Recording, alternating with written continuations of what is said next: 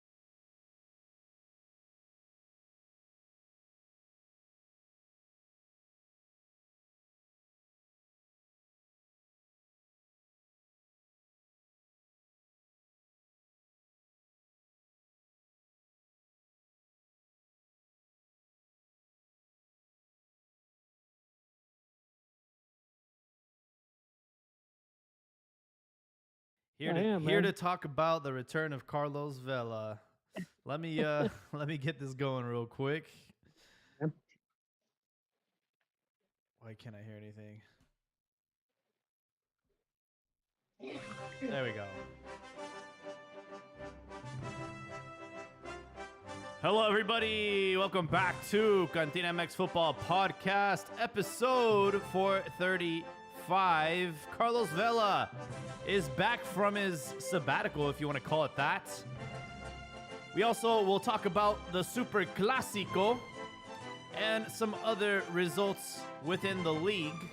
Before we go any further, just want to let y'all know some episodes have been held exclusively on Twitter Spaces. If you're wondering where the hell was the last episode, they're only on Twitter Spaces. So we encourage y'all to go and follow us on the podcast so you can join us on a live episode. Tonight we have our good friends Joel and Super Elbow joining us. How we doing, gentlemen? Good, Jaime. Sucks about the defeat, but I didn't see it, so that's okay. um, but overall, it's it's a good week for football. Absolutely. And Super Elbow, how we doing, man? Welcome. To be here with you guys. Yeah, I really got to focus a lot on the second half. I was driving home, listening to the first half, but it was an entertaining game. But it's I think a lot like the national team with Chivas. You can play it as good as you want, but if you're not putting the ball in the net, you're not going to win. So Facts. and I know that Hormiga had that good chance. I'm sure you're going to want to talk about it later, but I think I saw it a little bit differently than some other folks, but I'm sure we'll talk about it down the line. Yeah, for sure. Yeah, I want to. There's a lot that's been going on in my personal life. I was able to watch, I think, like the last 30 minutes of the match. When I turned it on, they were already losing, and I was trying to figure out where the hell Cade Cowell was. And yeah, I think that Chivas, from what I saw, were the better team. Had better possession, had more attempts. But I mean, it's always the same story with Chivas. Just can't capitalize and put them in the back of the net. America might have had maybe one or two chances the whole game, and that's it. That's all they needed to get the victory. And obviously very disappointed because our last game we had beaten Juarez 5-0 quite comfortably, looking good. And I talked about it on the last episode. The biggest thing for America going into this Clásico was the break. They had 2 weeks to prepare for this match. Chivas' last game was on August 31st. So, you win 5-0, you lose all that momentum. Having to wait for the national team to have their two friendlies. You go back and it's like going back to square one. You lost all that momentum, you lost all that energy and excitement. And America got lucky. I think that the match was not immediately after the 5-0 defeat. So I don't know, man. I think America have had a terrible season, and you expect Chivas to win this. And I've seen some stats, I've seen some tweets about how, we haven't been able to beat America in league in 7 years. I don't know if that's correct, but that if that's true, that's a very disturbing stat.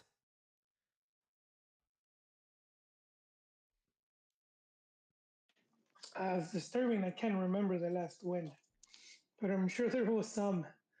Pretty sure there was some before that. 7 years. I don't think it's been 7 years. I We know did it's been beat a them. while, but I couldn't tell you what the amount of time is. It actually might be about 7 years, man. I mean, I know we've beaten America in Liga. Like, we've had head to head with them in that and beaten them. But as far as like regular season games, like, yeah, I can't remember the last time we beat them. So what? 7 years would be what? 2017. Yeah. Maybe somebody with a fresh brain like Rifado will remember, but or with Google. I'm out. Google search. Um,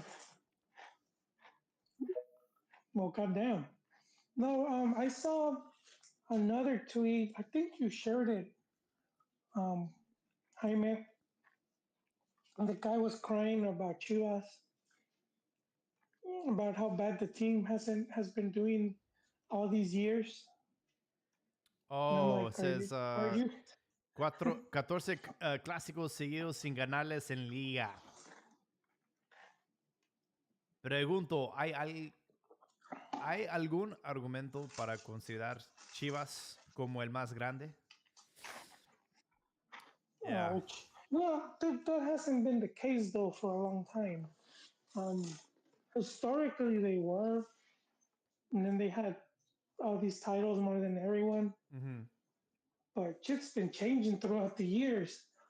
Once league went to double, two championships a year, all these teams started catching up, and all of a sudden, those 9, 10 championships didn't look as imposing as they once did. Um, and the other thing, I think this is probably the most important thing to keep in mind.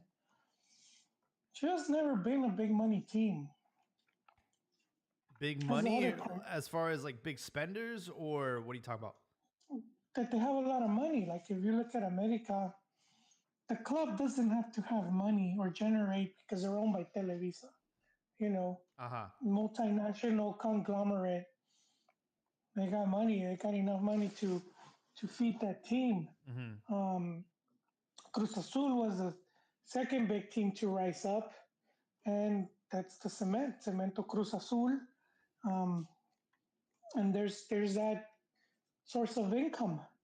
Chivas for a lot of years, up until Vergara, which was what 2009, they were owned by socios. Uh, so it was like club.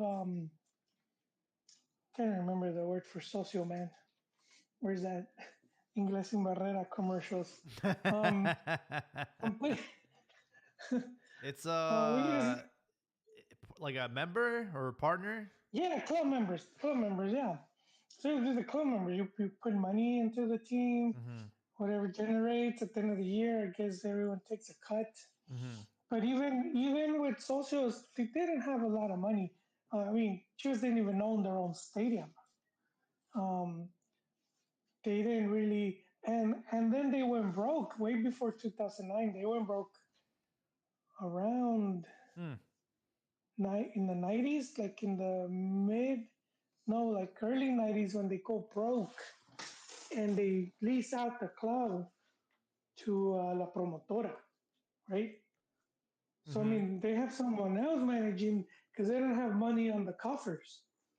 That was like in the mid 90s somewhere. I can't remember. It's been so long, man.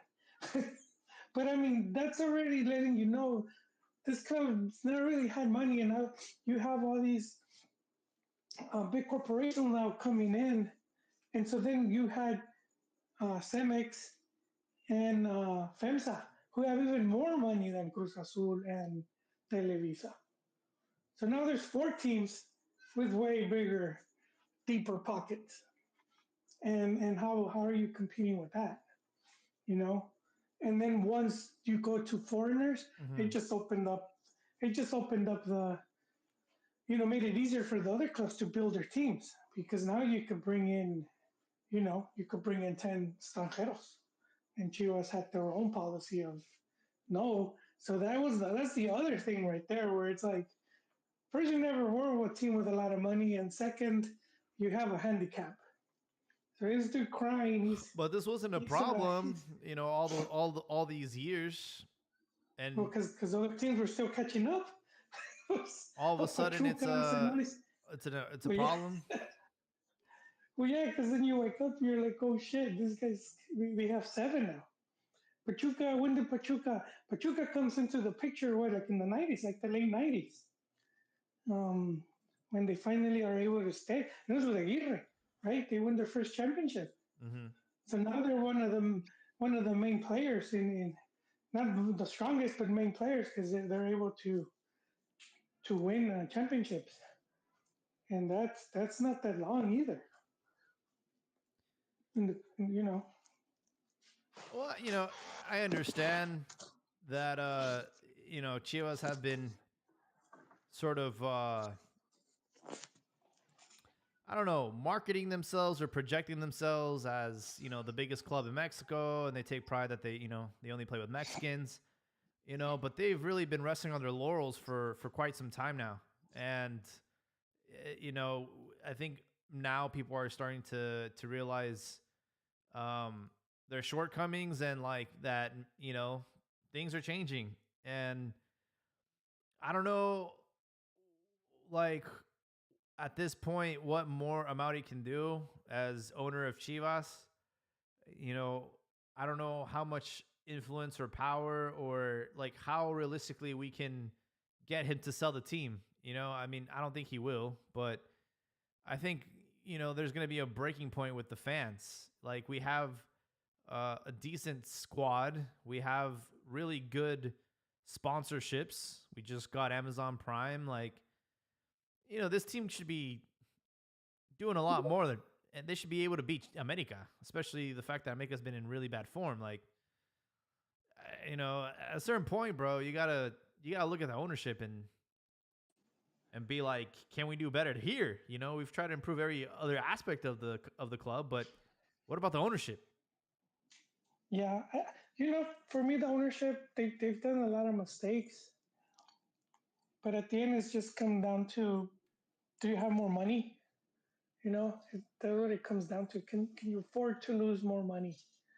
And she was owned by the Vergaras, who own OmniLife, and it's basically what it's it's just weight loss I do, powder. That's I that's who funds Chivas. well, I do think that we're coming, that we are coming up on a change in the. I don't want to call it. I'm going to call it the next decade, man. We're going back to tapping into the Pocho crowd, into the people who have I a think we're Mexican. losing that crowd. I honestly think, by way of Chi hermanos, I think Chivas has Meaning, lost a lot of that Pocho crowd. yeah. Well, no, what I'm meaning is the players, right? So, for example, right, you Oh, got like okay, players like you're Kawa. saying, if they, yeah, they're gonna continue tapping into that. They're gonna tap into the Cade cows who have a parent that's from Mexico. They've already tapped into a Perucho, right? And so I But think it's a matter of time because operating costs for them, or being able to get players, they can't compete just buying Mexican players. And no, if there's no development in the club, if that doesn't improve, they're not going to be able to keep up. So they may have to at some point find some South American guys that have some sort of Mexican roots and try to get they them for a little vacation cheaper. in Cancun. Yeah, They watch La Rosa de Guadalupe. No, and also it's like Only Life. Have you guys ever seen that being sold in the U.S.? It's an Not untapped really. market of it's an untapped market of tortas over here. Can they get them to buy more powder so that Chivas could get a few more players in their roster.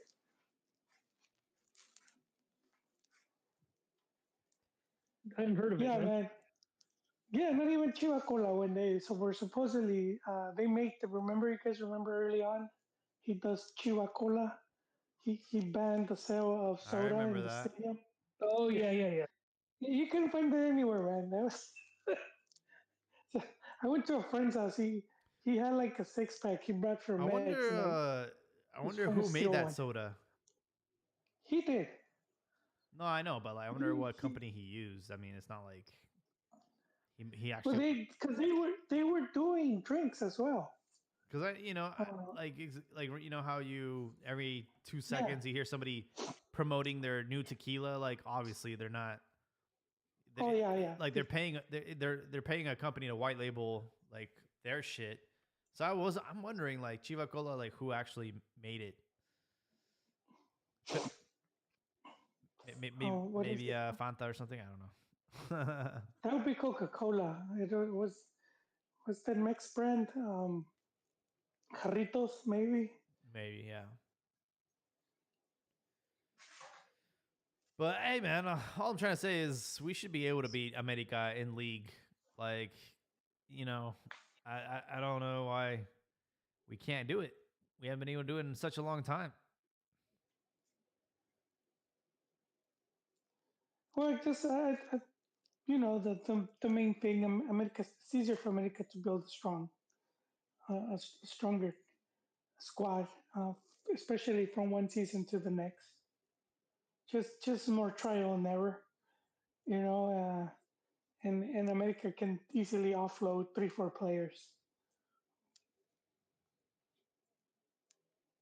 And I mean, they've also been struggling to replace the players that they've sold. Um, Yeah, and after this victory, don't get me wrong, they're still in 12th position. So right now they're out of the playoff or Liguilla or whatever you want to call it. Chivas are in 7th, and there's only 2 points between them. So I feel like the rest of the league is also having a slow restart to the season after League's Cup. yeah, yeah. 2 points, dude. That's one match a week, Yeah. and things could be looking the other way. Which is the one thing I do like about this the short season, but overall I would not keep it. Mm-hmm. I'm still holding out for that long season, that return. I know it's not coming back, but I'm still hopeful. Well, everyone's going to have a goldfish memory because we already have some action of match week 8 tomorrow. America will actually play Atlas. Also, one thing I wanted to comment on, man, what a shitty stadium. El Estadio Azul is just such a shitty stadium, man. They should have tore that shit down like a long time ago. I haven't seen it in a cool minute. Is that where Ames playing their games? Yep. Wait, where are they playing their games? I never even. Estadio Azul, man. Okay, surprised they didn't paint it up and just call it, Yeah. Stadio Vela or something. And from what I heard with the remodeling of El Azteca, they're getting rid of the iconic Corona logo that's in On the seats. the seats, and I think they're gonna Well, make it more neutral, for the World Cup. So you're not gonna see any America logo or anything, I don't think. So it's gonna be yeah, interesting. you don't really see them though, like right, like once the crowd's there, you don't see none of that stuff. Sometimes you do though because they're not selling out.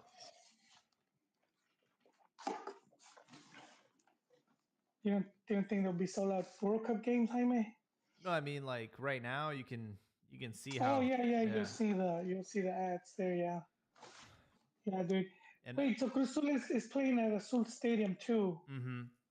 They're both okay. Yeah, they're both I, sharing that stadium for now. and I don't know if the women are too. I people bring up femenil because in that clásico, America won, I believe 7-0. Damn, dude, even with the females, they just got Chivas number, man. Yeah, 7-0, dude. Ouch. Damn, bro. Yeah. Yeah. uh, I remember as a kid there was this movie. I don't remember the name of the movie, but it was with Roger Dangerfield. He was the you coach. mean Rodney? Is it Ronnie? Yeah, yeah, Lady, Rodney. He was the soccer coach, and then oh, he that's ladybugs for sure. Ladybugs, where he's like coaching a girls team, and then he gets one of the guys to wear a wig and pretend that it's a girl. That's the one, yeah. And That would move us ahead of its time, dude. he needs Uh, then that's what if Chivas Femenil needs to do that, and they need to take one of the guys from the men's team and put a wig on him. Chicha will fit in nicely, man. Chicharo, Chicharita. I just really quick. I'll recommend the movie Juana Man.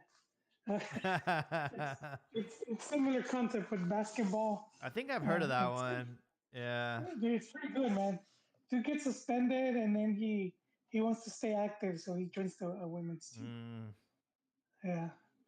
yeah. I mean, I don't think these movies have aged well, but I'm just trying to offer solutions. Well, I mean, at the end of the day, that unfortunately, they can't. The fans just can't boot out the owner and stuff like that. And then to add, you Yeah. have deep pockets, man. That would want to take that team, especially if you Yeah. want to invest That's much the money. thing, man. There's plenty of names that have been rumored. You're like, hey, Well, we'll buy. we're rumored. We're Yeah, I but mean also because that when that fraternity, who's the fraternity going to let in? That's the question, right? Because that's what it comes down to. That a bunch of owners. There's a big ass fraternity, so they're not going to let just anybody in. Um, oh but yeah, yeah. But then you need to. that Amaury would sell if they said, "We'll give you $1 billion for Chivas," right? That's kind Oh, of for what they sure. want. That's kind of what they want, but they're trying to sell the stadium, and nobody wants that. That's the other thing, because it's like they just see it as a Mm-hmm. they're just burning money there, and they don't. People don't want to buy the stadium. You could buy majority of Liga MX teams don't own their stadium, so then you could just do an NFL and just pick up and move, because that's kind of what's been going on in Mexico with you'll get a city to build a stadium or to improve it. You're like, oh, kind of what happened with Morelia, right? That the Azteca were when Mazatlan were like, we'll build this nice fancy stadium and you get all these other perks, and then they just packed and leave. They left, and Yeah. and that's kind of one of the things. I don't. I'm not saying you would move Chivas out of Guadalajara, but you could definitely build some stadium or something, or or you could have gotten the city to build a stadium or something somewhere in there, and have something similar to kind of what Pachuca has. Because Pachuca has like some deal with the government, Mm-hmm. where they don't have to pay all these taxes and all that. They get all these perks. Hmm. It's pretty smart if you think about it. It's just the business. Like I have this team, it brings tourism and it brings all this attention to the city. So hook me up. Mm-hmm. Yeah. I think Chivas just need to have goldfish memory. Take the L and just move on to their next match. They play Wednesday, I think, against Rajados. Jaime, I figured it out just now because see you renamed the team from Guadalajara. You just call yourself Chivas, and you go play in whichever city. If you're el equipo de todos, if you're the popular Mexican team, Oh no. which city is willing to cough it I up? guess We'll, go- I guess we'll go play there for a season or two. colors as the other equipo de todos, huh? Shit, they could even go to the back to the F. They could even play in the F and have full house. Sorry, my mistake. They play Leon on Wednesday, back in Zapopan. Um, and America plays Atlas.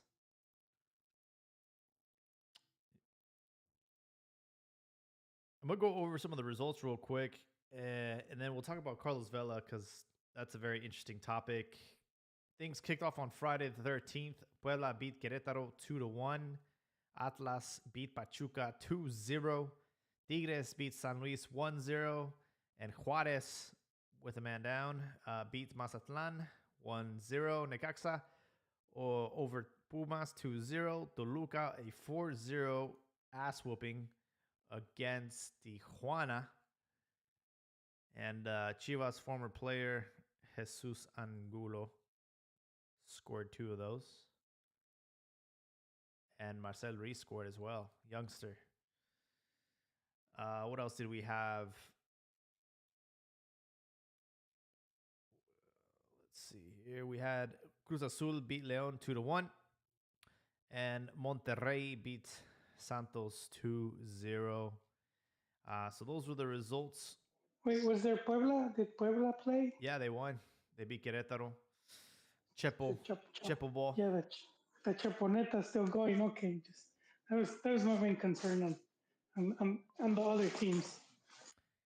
As of right now, this is your table. Cruz Azul in first place with 19 points. They've won 4 out of their last 5 matches.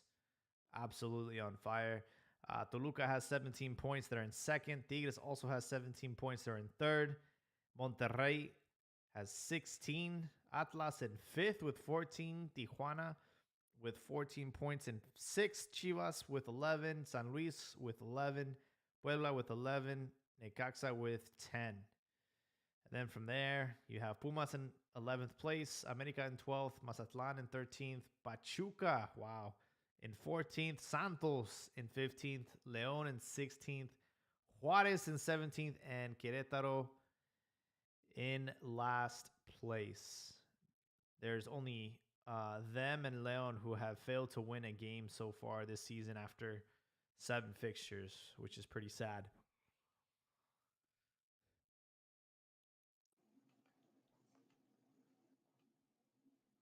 So that's the results. I mean, we're almost halfway through the season. That was fast. Yeah. And that's with a month off for Leagues Cup and a week off for Mole Tour. Yep. Yeah, see that's what gave me long season, dude. I don't. We have Rifalo joining us. Rifalo, welcome to the show. Hey everyone, thanks for having me. Can you guys hear me all right? Yes, sir. How you doing? I'm great. Hope you all are doing great as well. I just wanted to touch on the Chivas game real quick, Let's give hear my it. 2 cents. And that's that I think if you play that game 5 times, Chivas wins it 3. From the onset, they were the better team. They dominated like all of the play in the first half hour or so. I think Fidalgo had one scary moment in those first 30 minutes. And then, that foul happens. He whips the ball in. Henry Martin gets the best of his marker. I think it was Briseño. And then the ball ends up landing on 23-year-old Juarez, the center back for America, who's filling in for the injured Chilean, who scores the only goal of the match. But like aside from that moment and a few other counterattacks by Club America, it was Chivas who was the protagonist. It was Chivas who looked good, and that was without their star player, Cade Cowell. So I don't think things are as bad as they're painted out in the media right now. It's a bad loss because for how well they played. Well, Yeah. And I'm sorry, someone was going to say something. No, keep going. me Rafael, but I was like, no, no, I'll add it once you're done with your take. So just to wrap that up, what was a real indictment against America was this football ratonero that they put on display. Where they had three in the back, where they were okay seating possession, where they were like looking to close down the play by Chivas, a team who they've been dominating for like the past decade or so, give or take, with some few exceptions. Like if you look at the score line, it's business as usual, but the game was far different from that score line, and Chivas played the better football with less. We were talking about how they have way less, resources than Club America, and they were able to outperform them in many aspects of the game, except the one that matters. And that's where that money does come into play because, like, who did we have on the bench? We had Padilla, we had Marin, we Hmm. had Pocho Guzman, who's the big money spending, but the Yeah. big money spent, but he's like been a big bust. And he's kind of been like I don't know. I wish they would shine a light as to why he's not a bigger part of the team. Is it some drug thing? Is it some like personal thing? It's just money wasted, right? But on the other hand, you had Brian Gonzalez, Uruguay starter. You had the guy Sanchez from Paraguay, another starter for a South American team. I think they beat Brazil too just recently. So like, the difference in the bench is so apparent, and yet Chivas was able to play better. And anyways, that was my rant. Feel Yeah. free to provide your rebuttals. They did beat Brazil, man, and that was a golazo. If you guys haven't seen it, I recommend you watch it. It was quite the scorcher. My only take was you were saying the media is painting Chivas bad. To me, their take is not so much bad in the season. They've sort of like shifted it to bad against America. I'm just kidding. You, you need to find something negative. So I think that's where they're at right now. So I do remember early on, like by match week 3, um, I think it was Alvaro Morales was trying to say Chivas in a crisis, and I was like, this the season just started. This is a crisis already, and then Chivas goes on into a really good streak up until this defeat. So I would say like right now they have to be lenient, but I guess they always have to find some negative angle to feed to feed off of. We have I was watching spicy soccer. Oh, I'm sorry. Go ahead. oh, real quick, in the comment section on YouTube, it says Ormiga missed a lot of sitters. But go ahead. Yeah, he did. He did. He missed two. He missed one in the first and one in the second. And like I think in a few years' time he'll be gobbling those opportunities up. Hopefully. But the thing is like oh man, I lost my train of thought. Oh yeah, spicy soccer. I Hmm. was watching them and they were just talking about the dearth of talent, the dearth of like players off the bench for Chivas. And they're 100% right. Like we don't have a lot of quality coming off the bench. Padilla was like borrado. He was nowhere to be found for the majority of Gago's reign up until just recently. And now Cade is gone, and Chicharito has never really panned out, but he's also injured. Yeah. And so we don't have like anything to really bring out. There's no starlet in the cantera. I mean, yeah, you have Gonzalez, but he's not really a starlet. Yeah. Yeah, Sorry. it kicked me out. No, But you're yeah, good. like what's it called? I've heard rumors of this kid doing good in Tapatio, but there's really no one coming up. We do have a handful of kids that are doing great and are working their way into the team. Like Ormiga and friends, but like there's really we do have a thin squad, and 10 mil could just do wonders for us. In comparison, we look at Tigres. They have like Lainez, Cordova, Flores on the Antuna. bench. Yeah, but Antuna starting, right? So like you got those two wingers in what's it called? You got Bruneta, Antuna, and who's on the left? I think it's Ociel, Herrera. So you got these guys starting, and then you got three badass Mexicans up and coming on the Hmm. bench. Yeah. Like Chivas doesn't have anywhere near that. Yeah. And like Man, Chivas just did buy a lot of players in the offseason. I mean, they weren't like bombazos, but they got Fidel, they got Gobea, they got this other reject from America. They got like they went and got like a those lot of crabs. players, but Sounds yeah. like they're dumpster diving. And Yeah, We need I to was present really something. Find something quick. You, I was you looking didn't forward to Barajas, but he hasn't panned out. He hasn't really played, but I think that's because he hasn't impressed in training. mhm, But that's who I was like, hoping would be like a standout buy, and they got him from Real Salt Lake, which is where they got Salcedo from. yeah. So I was like, no, twice, let's do it. But no, he hasn't really featured, and yeah, we're really missing a striker in Chicharo or someone like that, and Mhm. I think Cade has a small injury. Yeah. You know, We definitely missed him. And yeah, another part that is concerning is the center back position. Uh, she, Chiquete's injured, and after that, it's like we had to use Boyle, and Boyle is always a liability. So it's our center back position is concerning. we moved Castillo from the left. He's not even left-footed. He's supposed to be a right back. So we moved him from the left to left. I mean, from left back to left center back. And sometimes like he did all right, but like he had some misplaced passes that just really killed our momentum late in the game while we were chasing that equalizer. And I was really frustrated by him, but like he's not in his natural position, you know and so like I'm Yeah. like we could really use someone there. We can use someone, a creative midfielder, another winger, a striker. The list can go on and on. We're missing a lot of pieces from being like a top contender Yeah, I like was some of I the was other surprised guys. to see Mateo Chavez get minutes. I wasn't, because I think he's good going forward. I think defensively he's a liability, Hmm. and that's why he hasn't featured that much. That's why they prefer Castillo.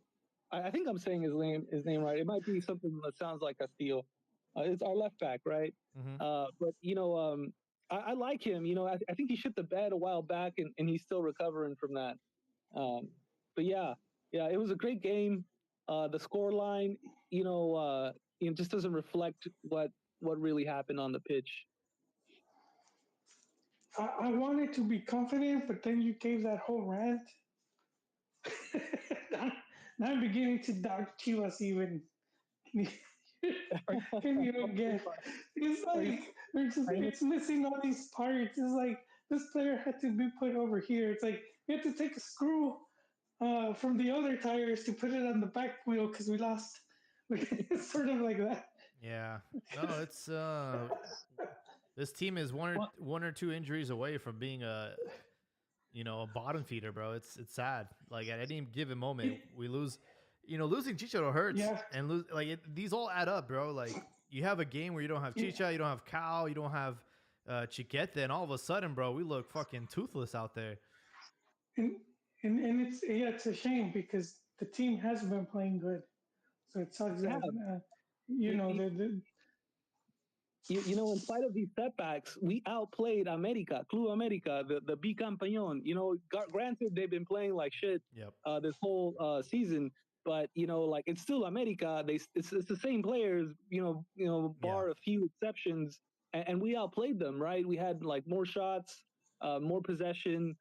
For longer spells, and we looked dangerous, especially those first 30 minutes. And then that blow came out of nowhere, Uh-huh. and you can tell like it just hurt them morally. But this is And like so it's nothing new though. I wait mean, wait Chivas what always outplay their opponents and they always lose. Like it's just like it goes hand in hand, and it's so frustrating to see. Like there's especially like last season, there's a lot of games that, man, had we put away our chances, we would have had a deeper run. And it's like they always do this. They always control possession. They always look good, and then they just can't score goals.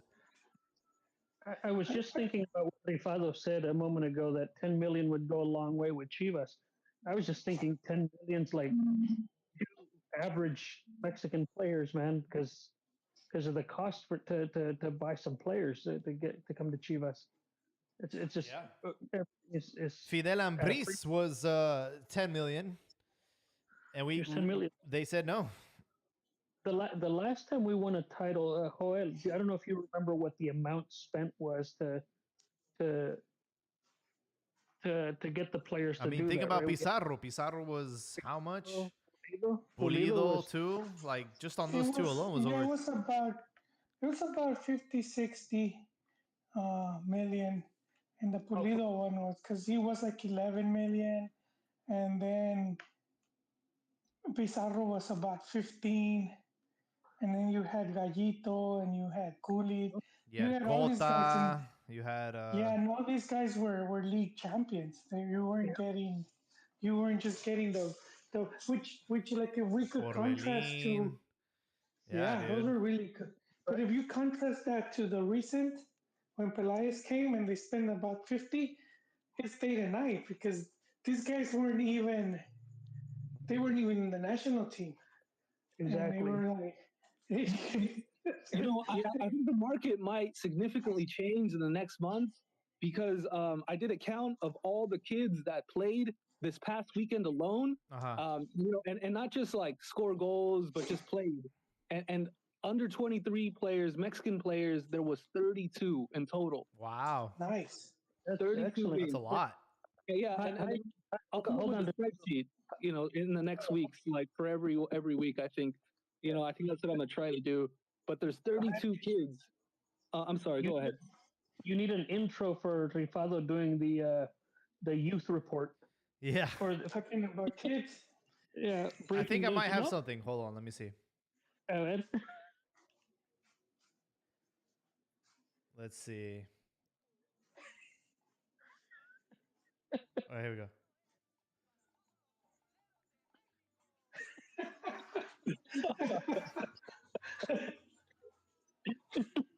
Love it. I love it. No, that's anytime any Americanista comes on, I'll play that song. No, because I So, was thinking Rifado's doing a pretty good job of Yeah, keeping up with the younger players. I see one or two we pop gotta up. we gotta play I him a P Diddy song unfortunately. or a R Kelly song. oh shit. We talk about youth. You gotta play R Kelly or P Diddy. play an Epstein clip. Yeah, no, man. Thanks for staying on top of that. That's a lot. 33. Wow. 32, and 32. but like unlike last week where we had 10 goal scorers, we only had 3, right? And then Mhm. 1 assist. Everyone else was just a bit part player. The 3 goal scorers was Victor Rios for Atlas with a Fulgencio assist. Also, there was 2 assists. No, wait, he's 24, so I didn't count him. So you got Victor Rios for Atlas. You got Linus assist in the 98th minute for Tigres. And then we have Marcel Ruiz, who had a goal and assist. So that's, I guess, 2 assists. And who's the last guy? I'm blanking on my notes, but I do want to say that the best team in Mexico right now, Cruz Azul, started off with two young strikers in the 17-year-old Mateo Levy and an 18-year-old Amaury Morales. So Mm. these 2 kids started for Cruz Azul. They're the best team in Mexico. I know Cholo shit the bed, but like Gil got subbed on, and what I really liked about Juan Carlos is like he's up against the ropes, and he's like, I'm gonna bring on the kids, and so and then shit went worse for him, but like I like that was his go-to move. Um, he's got a lot of work on. Like anytime Cholos plays away on grass, they're gonna have a tough time because they're used to playing on artificial. Mhm. But yeah, like I feel like in the next market we're gonna see a lot of kids move around, and it might benefit Chivas to like splash on some of these morros. We'll see, man. I mean, they should be producing their own. get high on your own supply like Barcelona does. Yeah, they should. And I've heard of this kid in Tapatio who's getting down, but I haven't seen any word from him. I forgot his name. Ooh. That's ever season, Rifado. I'm still waiting for Chevy to make an Chevy appearance. Martinez is dead, bro. I mean, that guy. I mean, He was in like the Guardian players to look out for. And, every other year you have a Tapatio kid I'm doing still world waiting. soccer. Huh? Oh, You're still waiting for I'm still waiting on Hulk Salazar, man. Hulk. Oh man. oh Did he man, end up in Hulk was Chivas dope, USA? dude. Why do they call him Hulk? 'Cause he didn't look big and imposing. Like, did he just own a pair of those Hulk hands? Are we They were talking selling about the them. Brazilian? No, No, Hulk Salazar. the knockoff. The Mexican knockoff one, dude. Because the Brazilian guy looked like Lou Ferrigno. I know that. Yeah, Yeah. no, that guy's nickname's earned. This dude, I don't know. That's what I'm saying. Did he buy those Hulk hands I that, think that he you just can had, I wear, think like he just gloves? had broad shoulders. I think that was it. Oh shit, he died. What the fuck? Wait, Oh, he what? died? Here we talking shit and he's Hulk dead. Hulk Salazar. Oh, damn. Wait, Oh, that's right. They found him burned inside the trunk of his car. what the fuck? Shit, dude, this podcast just keeps getting worse. Ah, shit's Every story, crazy. every story keeps just going. Hey, Oh, Wow. damn. to change the subject to lighter tone, there there was seven kids that played for Santos this during their loss to Rayados, and there's like two 18-year-olds and Tajiel Sanchez who was subbed on, and then Stefano Carrillo who was also subbed on. It was his debut, but yeah, there was like seven under 23s for Santos, and so like I'm especially like surprised at Ambris because he's never really done this, since I've been paying attention to him. But the craziest thing about him is he's starting this 22-year-old midfielder, Gutierrez, right? And he's 5'3" as the center defensive midfielder for Santos. I'm like, what the fuck are you doing, dude? Wait, Yeah, this kid is 5'3", dude. Wait, And I'm 5'3" like, as a center defender? no, as a center defensive midfielder. And Okay. I was like in the back. I was like, that's like that comedy show where you wear an earpiece and they're telling you to do something like stupid. And they're telling the coach, put the 5'3" guy as a center. no, but I saw this guy just get like gang raped, dude, by fucking Beterrame and fucking Brandon Vasquez. They just overpowered this little dude, and I'm like, what the fuck are you doing, Ambris? And It's he I must guess have he's like promising. yeah, if he was doing that, but it's you have to be extremely good if you're like below like 5'7". You just have to be like your game has you're like at the Javi Iniesta level. You have to be Yeah. just because of the physicality, so you counter it with your off the ball movement and your passing and all that. Hmm. So other than that, you're just it's like kind of trying to play basketball and you're under 6 feet. Very very difficult. What Yeah. was that one? There was the one like Italian dude, kind of short in Villarreal. Do you guys remember him? I think he ended up in PSG. Italian? Yeah, it's a short little dude. Insigne. I think that was him. Well, And Sigma, he played for never did that, Napoli. little guy for Villarreal. I don't think so. I don't know any. Verratti, you're thinking of Verratti. Where was he? He was in PSG. He was in a Pescara, and then he went to PSG, and now I don't know Okay. where he is. I am thinking of him, but yeah, I mean, you have to be like like in modern football, just because the game's so physical now. Someone's gonna be like bumping on your ass. Then it's even like if it's a defending corner kick, defending free kicks, you're already at a you're already leaving your team at a disadvantage because I heard Verratti's in New Zealand, in the Is Shire. he? in the Damn, Shire, New that guy Zealand. fell apart, man. He was so good. Well, you didn't get that, did you? I get it now. It took me a while. I'm a bit slow. I didn't get that either. My Check mom this had out. me Wow, tested. he's a Yeah, hobbit, eh? the Hobbit. Which, oh, dude, speaking of Hobbits, R.I.P. did you Man. guys see the injury? They fucking broke his fucking leg, dude. God, that's criminal. Yeah, it was terrible. I agree. A lot of a lot of injuries. Guys, we gotta talk about Carlos Vela. What the fuck has he been doing for the last year? I don't understand this move. His contract with LAFC expired, and he didn't have anything lined up. He just said, "All right, I'm gonna just chill, go on vacation." I think because he legit doesn't care.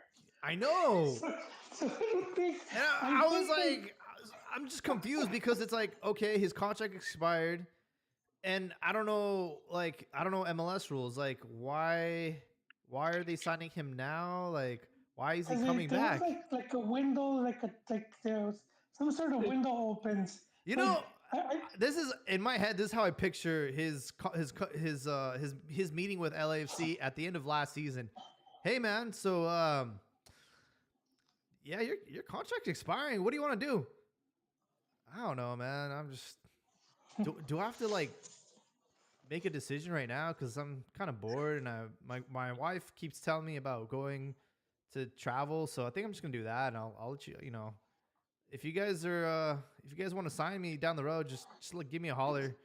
But don't worry about me. I'll be fine. And then it's like, and then like a year goes by. A year goes by, and they're like, hey man, so what are you up to? I don't know. You want to play? Yeah, sure. Why not? Fuck it. Sure, I'll sign another contract. Like, he doesn't care, dude.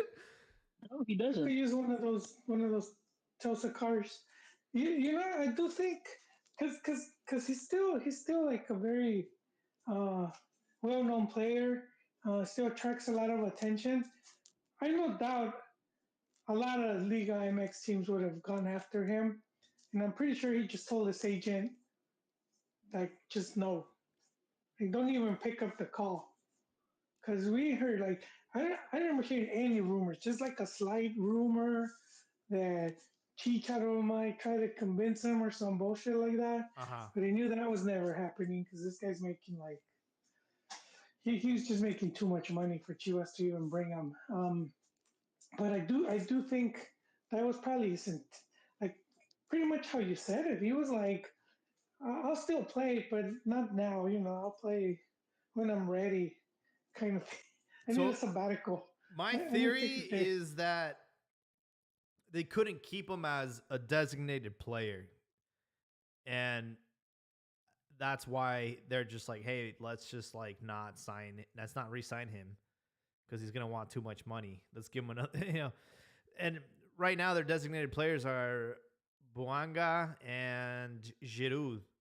So I think with Vela coming back on a free transfer, I'm sure he's not making as much as he did before, and I think they're able to stay under like whatever salary restrictions they might have. But they have like Udo Yoris there too, so I'm like, how the fuck can they like afford this? I don't know. I really think it's far less complicated than that. I think he just decided I'm good for now. I'm gonna go follow LeBron James around the NBA and travel with my wife and not do anything. Like it's like Joel was saying, he just doesn't care about the game that much. And for now, he's probably bored of or gotten his fill of doing what he wanted to do, and he's like, all right, if somebody calls, let's do it. Or he might have had his agent call and say, hey, what's going on in LA? I don't think it's that complicated with him. It's that I think for me it's that simple. And yeah, for sure, he doesn't want to go play in Mexico, so he'll say MLS. He feels safer there and far less pressure. You don't have the media in his face. You don't have the directivos for Mexico messing with him. He's good. He is employee number one, the first and most important player in club history. Over the last 7 years, Carlos Vela has become so much more. That is what LAFC said today as they announced his return. Damn, 7 fucking years. Time fucking flies. And they said he's back for business at the end of 2024 and maybe, hopefully, the 2025 season. So he hasn't even signed a full contract. He's just back for the playoffs. Wow, dude, this is crazy.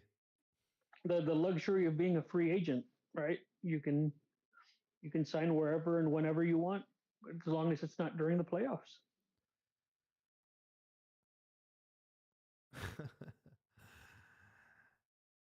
He is uh, among their three oldest players.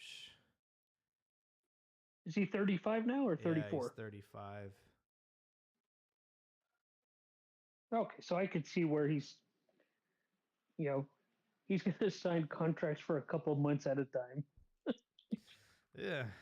I think he's surplus requirements. I mean, or surplus goods right now.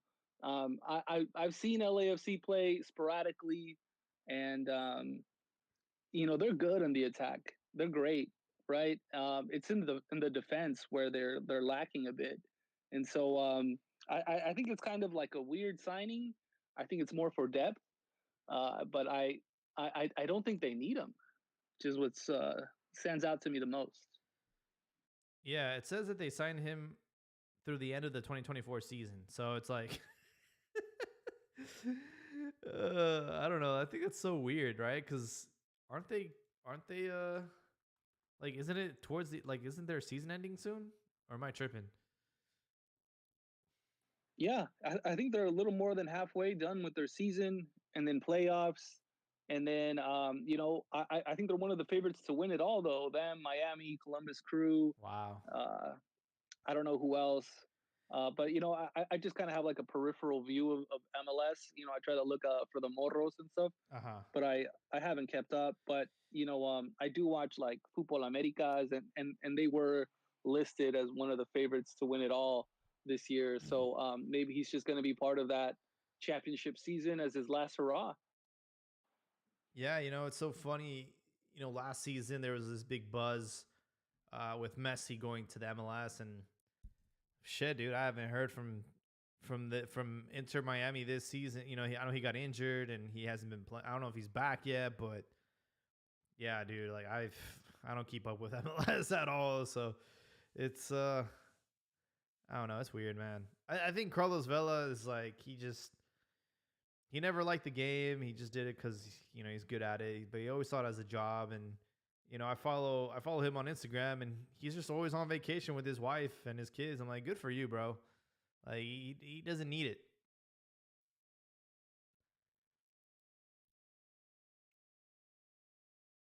Yeah, I've always disliked the guy for being heartless, for being a pecho frio, and not repping the shirt, the Mexico shirt, with the pride that it deserves, or maybe it doesn't deserve it, because I do remember they did him dirty, I think in Quito, where they laid all the blame for the hookers on him. Yep.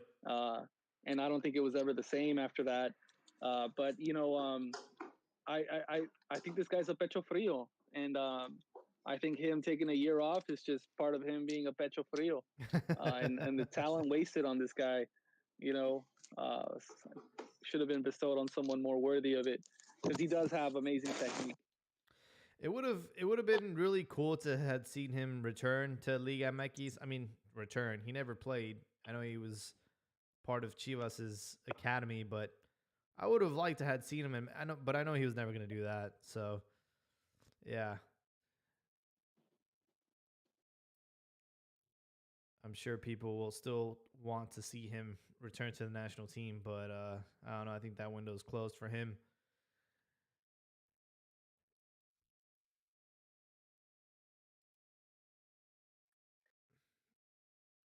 As far as anything else, did you guys have a podcast after the Canada game, or was it just before? We had one post Canada. Oh, okay. I didn't catch that match. I know it was a 0-0 match, but how did you guys like Javier Aguirre's first two matches? I didn't like how he ceded possession. I didn't like how he played such a pragmatic style, but I guess I wasn't that surprised. We kicked the shit out of them in the first half, and we didn't let them play. And then once they toned it down a step, once they got tired, because Canada and Jesse Marsh, they'll just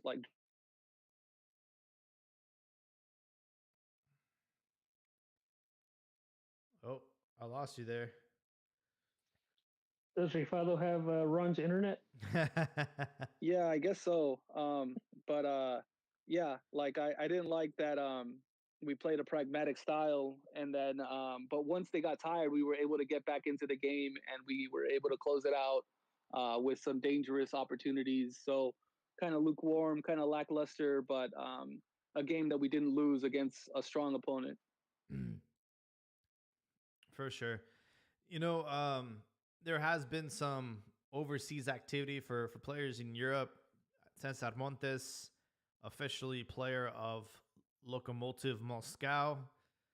He's the second Mexican player to join the Russian league. You know, you have Luis Chavez out there. And I don't know. It's just one of those moves. Like, why would you do that? It's very interesting. But here's a good topic for y'all. Raul Jimenez is continuing to score goals for Fulham, and people are starting to bring up Chicharo, the comparisons, the amount of goals that they've scored. I think he's like 5 away from tying or surpassing Chicharo's tally in the Premier League. But I think those numbers are a little bit misleading because Raul Jimenez, if I'm not mistaken, has had more opportunities. He's been in the league longer. He's had more games. So I think what Chicharo did at his short tenure in the EPL is more impressive than what Raul has done at Wolves and at Fulham. And also, like, goal to minute ratio. I mean, Chicharo is in the history books as one of the best of all time. So I don't know what you guys think of this Raul Jimenez Chicharo comparison, but I don't think it's anywhere close.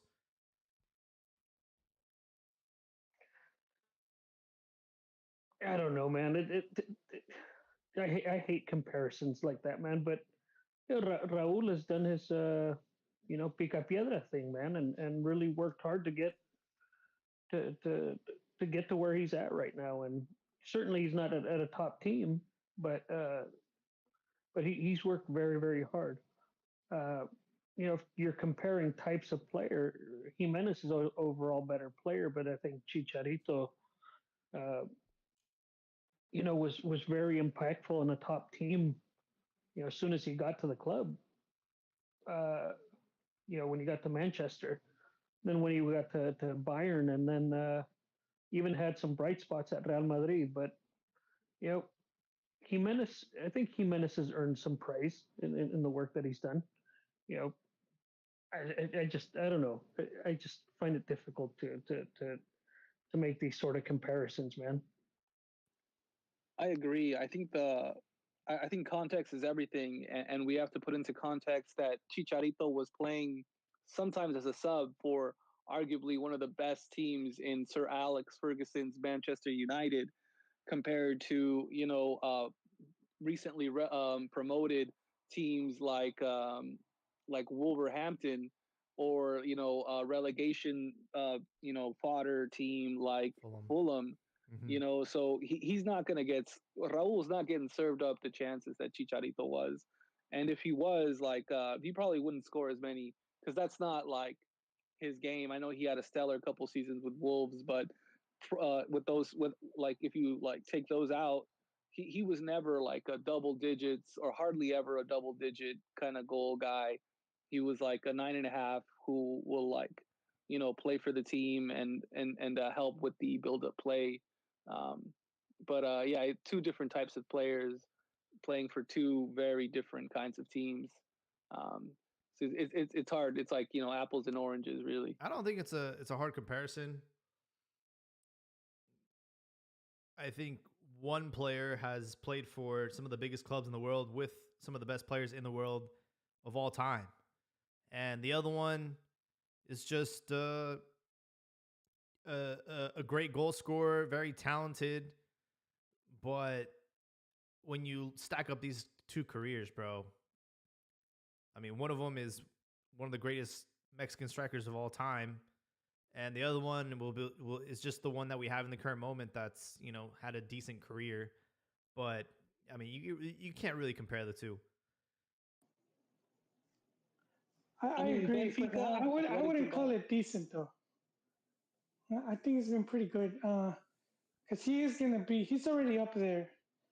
Uh, in the as far as strikers, and we don't have many Mexican strikers, so I think it's a good thing to have more players putting up those numbers and showing that it can be done. So I think, and we should be giving him credit for that Who?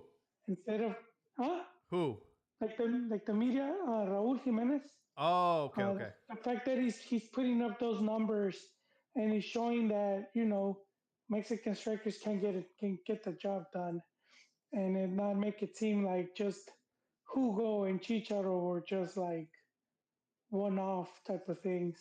I do think more Mexican strikers can succeed. We just don't see that many, but I think that should be like the story. That it sucks that the media went with the whole comparison when it's like this dude was pretty much broken like 2 years ago. He was just pretty much a heap of trash, and now he's managed to not only stay in one of the top leagues, but set a record. No, I mean, Yeah, I mean, go ahead. no, I was just going to say, yeah, I mean, the thing with Jimenez, right? He arrived to Atletico Madrid, and Simeone, it said it. I thought I saw an interview. Didn't, unfortunately, because of how well that club was playing, he didn't have time to groom him, and then Jimenez went and tried to, he was okay at Benfica, right? But when he got to England, that's where he really took off. Yep. And again, not the greatest teams in the world, but you got to give the guy his credit because he was grinding on bad teams and contributing like heavily to them, right? Whether it was the goal scoring and the he also provided a good amount of assists too. Mm-hmm. He unfortunately got injured, and he's trying to grind his way back. Yeah. And compared to what we have in Mex for strikers, do we prefer calling Jimenez or what's his name, Memote? Mm-hmm. I'll take my shot at Jimenez if he continues to look good and has no injuries. Why not? Why not? A player like Santi could learn a lot from that guy, man. You can learn what not to do. Now, I'm giving Jimenez shit. I will honestly say I thoroughly enjoyed his time at Wolves.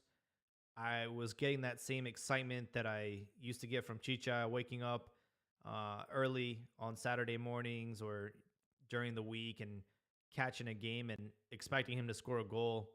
And him and Traore had such a great partnership, great chemistry. And I think had Raul continued that trajectory that he was on, because he was on fire, he probably would have ended up in a big club. And then we could have been like, all right, we can compare him with Chicha. Unfortunately, Sideshow Bob cracked his skull open, and that was the end of that. And, I think he should have retired after that, but kudos to him to get back on the horse after this traumatic injury and still still try to scrap for whatever he can get at and stay in the Premier League. I mean, he could have easily taken a job offer in the MLS. He could have gone back to America, but he wanted to, grind it out at Fulham. But let's not say, oh, he's only a couple goals away from tying Chicha's tally at, like, no, bro, they're not on the same level, dude. He was scoring goals for Manchester United, bro. Like, I'm sorry, but Wolves and fucking Fulham, those are not the same caliber as Manchester United. He won a EPL title. He was the starting in the Champions League final against Barcelona, one of the greatest sides ever. This guy went to Real Madrid and was teammates with Ronaldo, dude. It's like you can't fucking compare those two careers. Like it's just not. They're not from the same cloth. No, and that's why I have trouble comparing it because I guess like think about it a little bit. Chicharito's move to Manchester United was a big surprise. Nobody even heard a rumor about it. Yeah. Next thing you know, you got pretty much, I'd say about 90% of fans of Mexican soccer looking in on Manchester United to say, okay, well, what the hell just happened here? They took this guy with no rumors.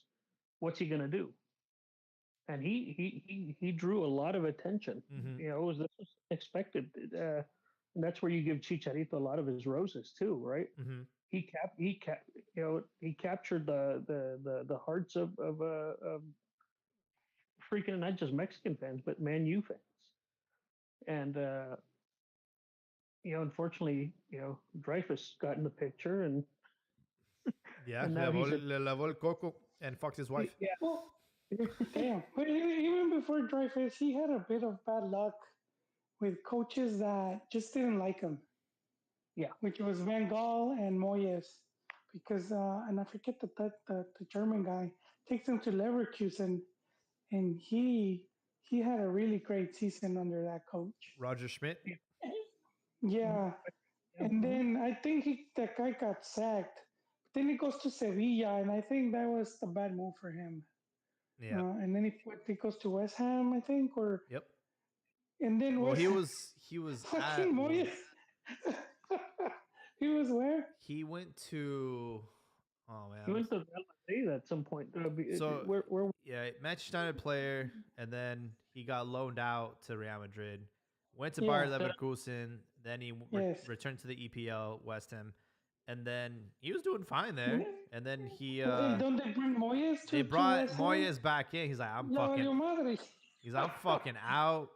And then he goes to Sevilla and he leaves after 6 Yeah. months to LA Galaxy. It was weird, but Well, I think that was the move. I don't think it was the right move, and I don't know who got in his head or if he got. his wife, bro.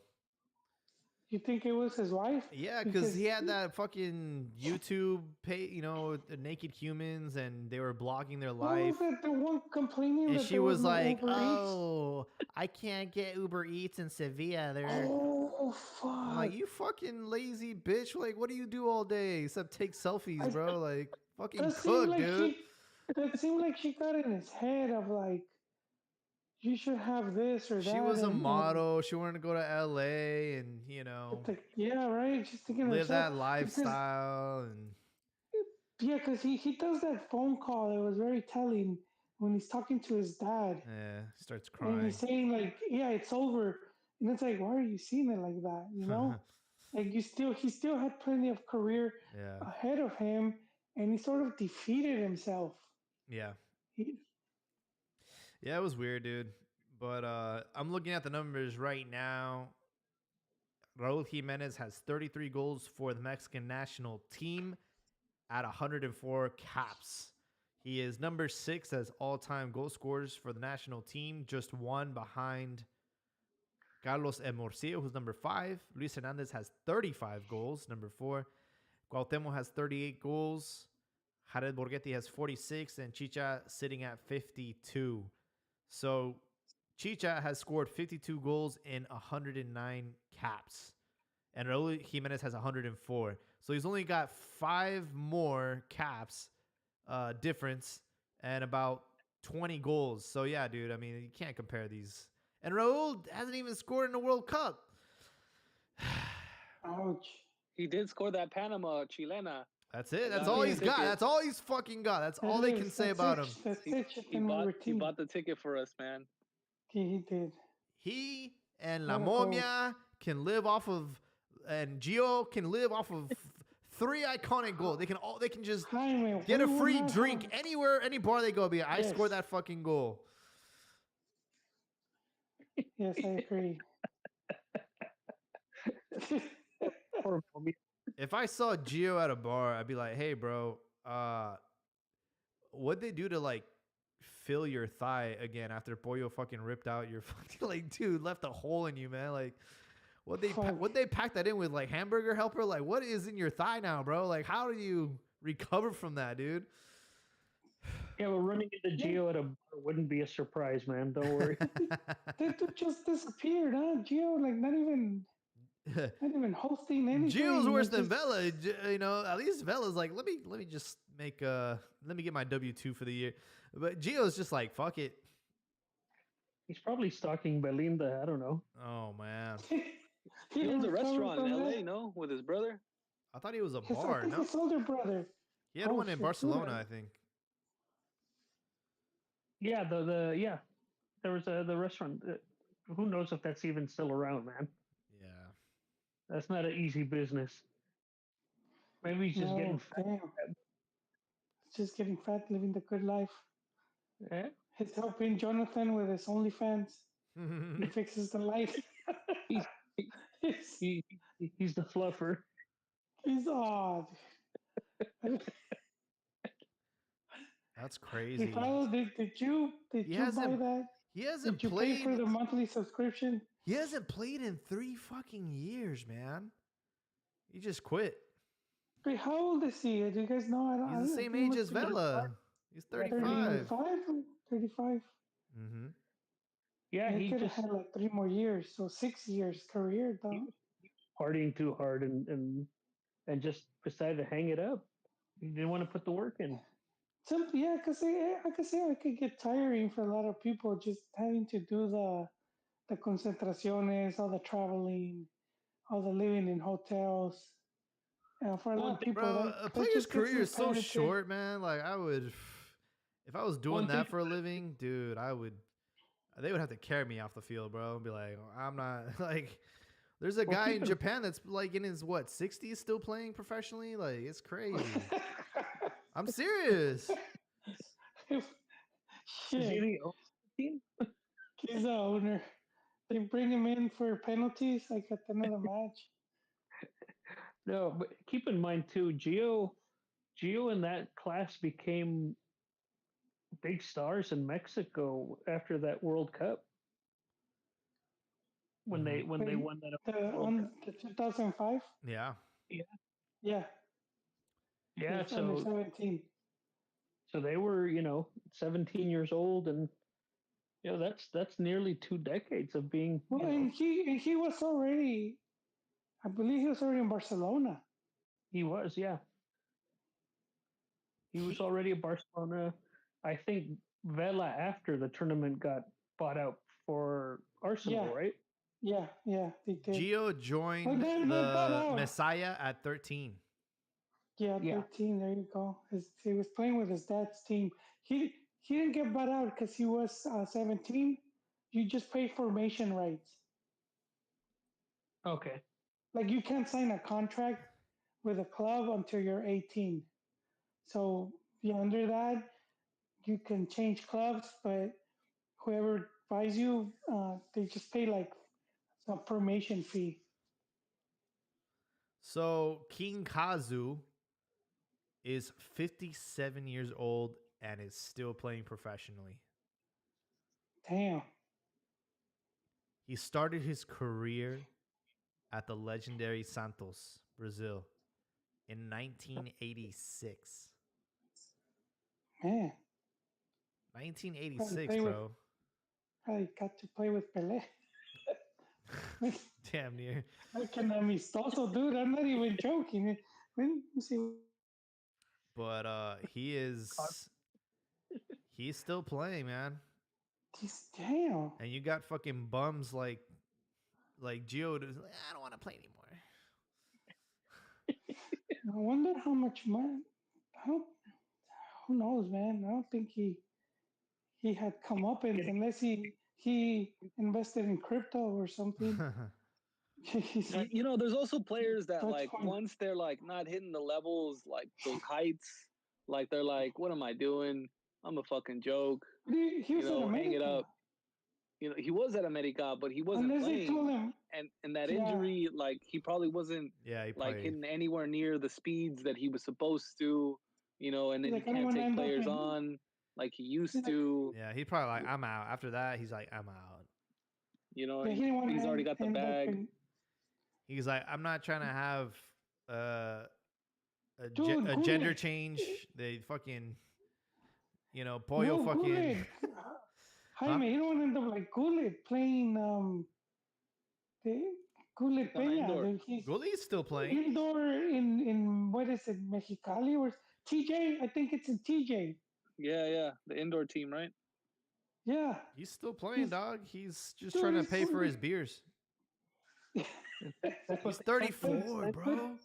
But dude, even like that happened to Waffle. He was playing indoor in Chicago, and so it's like Gio must have been like, that's where I'm headed. Like I'm not just going, just keep dropping, and he's like, fuck it, let me just leave through the front door. I love that video of him where like that girl's just trying to get a picture with him for her dad, and he like and then makes out. he just makes out with her, and it's just like, damn, dude, this guy shot the fuck out, dude. I fucking love that. Gio? No, Guli, she was like trying to take a photo of that's him. right, he's shit faced. Yeah, and he just makes out with her instead of. Yeah, that was funny. Yeah, that Yeah. kid's in intro mode. you get paid in six packs, man. He got. Damn, that's. Damn, dude. I'm looking at this fucking photo. This is sad. It says these were the players that were playing at the time when Chivas won their last game against America in the league, and they got a photo of Jonathan Dos Santos at Villarreal. They have a photo of Morelia players and Henry Martin was at Tijuana. Oh my God, this is the last time Chivas won a league game against America. Holy shit. Who was the coach? Was it the Chaponeta? I'm Probably close to that. Matias. It was probably Because- Mati. No, not in 7 years. 2017. That was when we won our league, bro. But I think he beat them in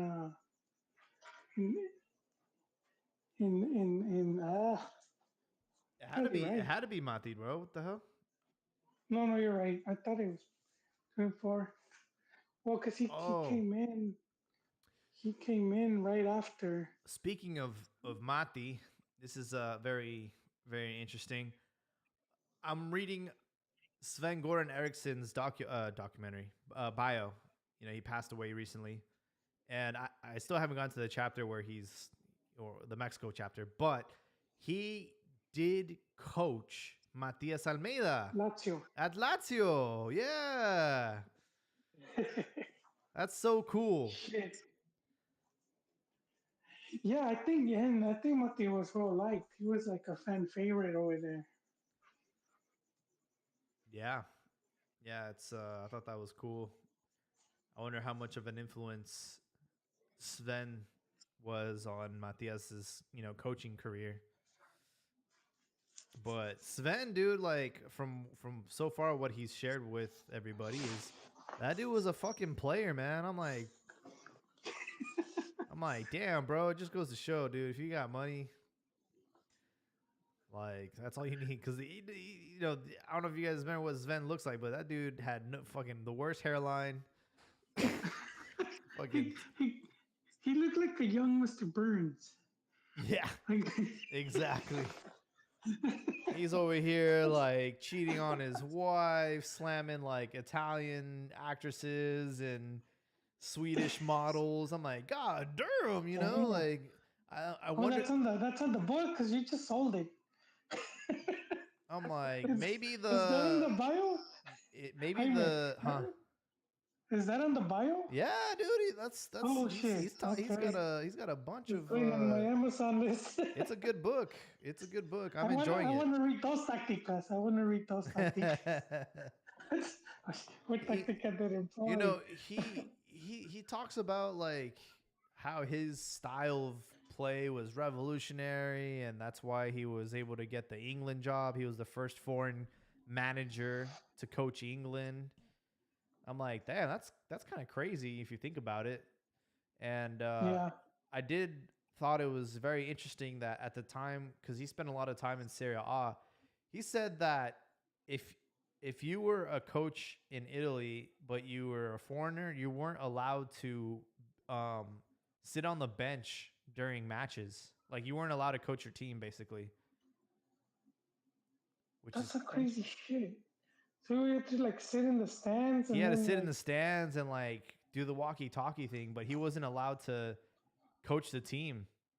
That's how Serie A was in the 80s, in the 90s. And it makes me wonder if maybe that's why, you know, they were such a powerhouse, like cuz he said that when he was there, like the Italian league was the best league in the world.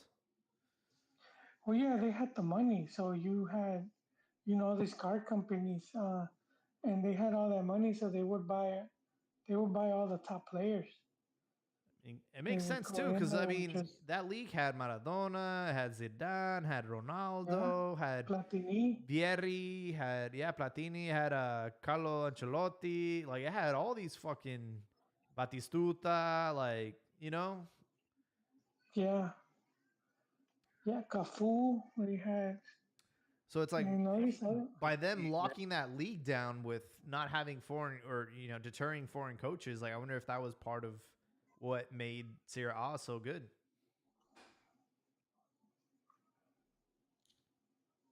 And you know, Italy went to the '90 World Cup, and I mean, obviously lost in PKs, but you know, the They national were team the hosted. Yeah, was doing well too. they get eliminated in PKs by Argentina. Did they go to PKs? They lost the wait when In no 1990 they lost to Brazil, right? Or was it '94? '94, they lost to Brazil. 90, Oh, in okay, okay, '94 they lose the final. Yeah, in penalties. Yeah, yeah. But in 1990, I think they played Baggio launches it, man. Argentina, and I think they goes to penalties. That was the Hosan Goico. He wins some clutch games on PKs.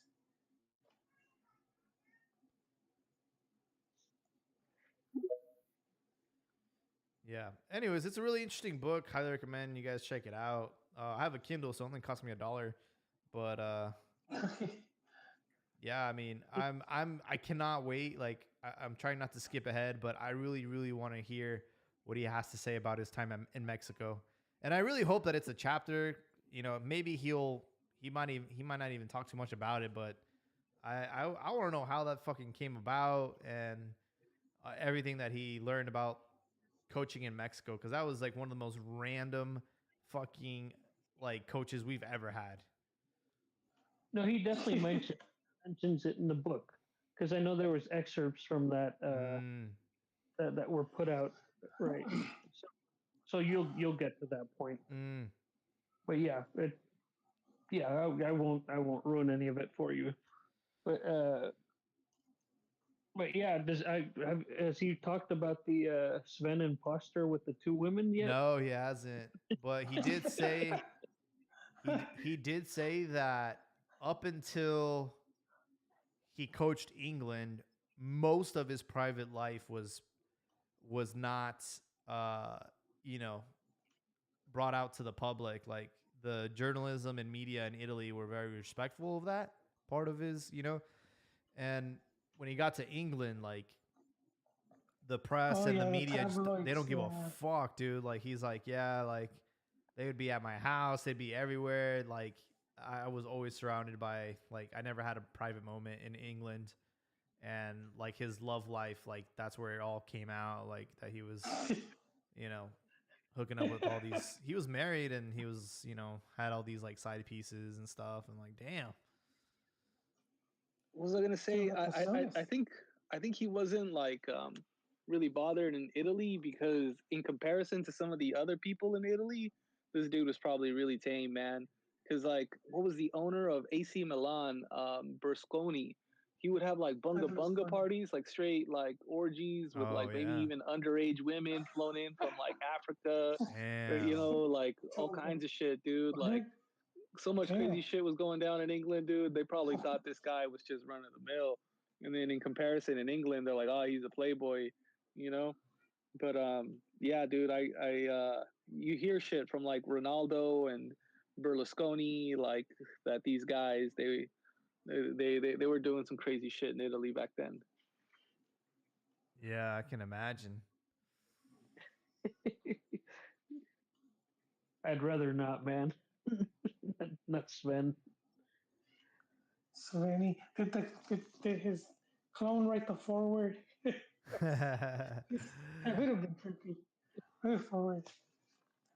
But just to touch on Sven again, like looking back, I'm really not surprised by his appointment. Like Mexico, I mean, back then they had some big appointments. I know Cruyff was just like an advisor, but you had Menotti, as Joel has pointed out in past pods. Who else did we have?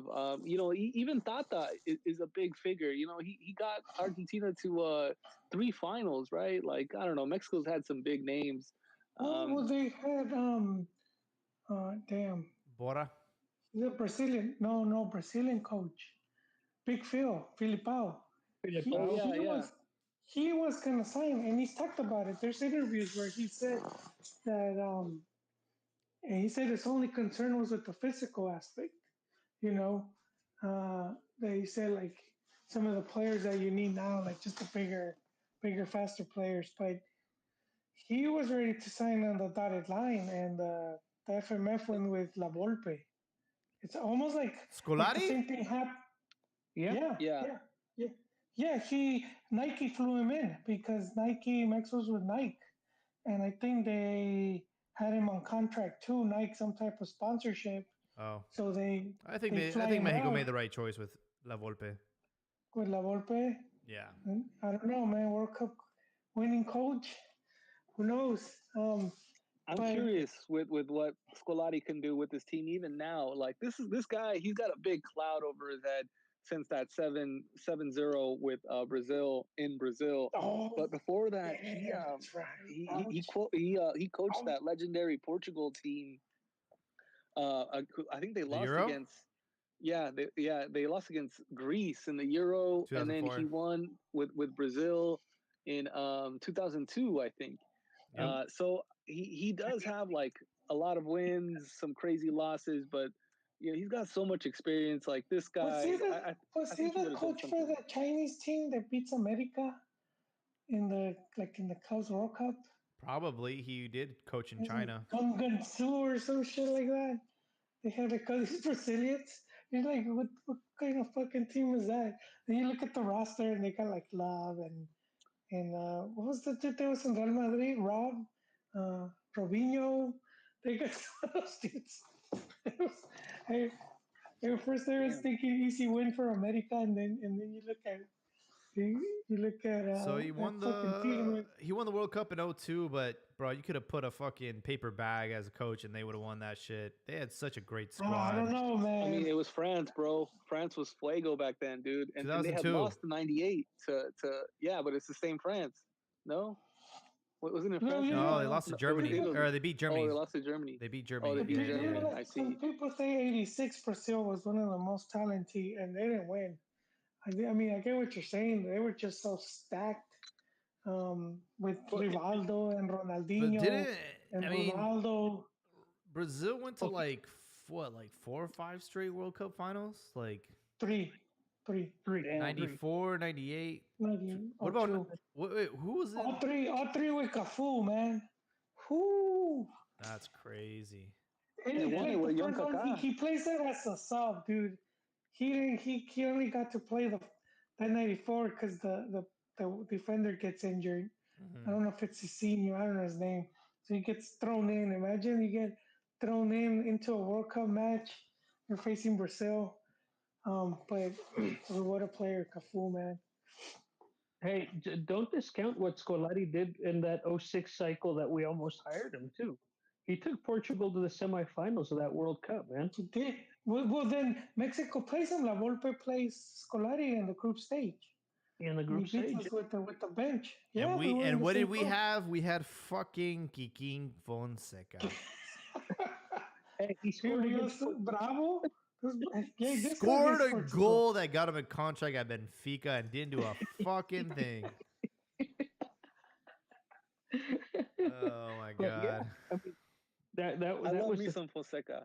You know, he's all good vibes as a commentator, man. He's fucking hilarious, dude. But yeah, as a player, Dude, he's Kikin pretty mid. was a fucking menace at Pumas. Like, he's the reason we lost that final.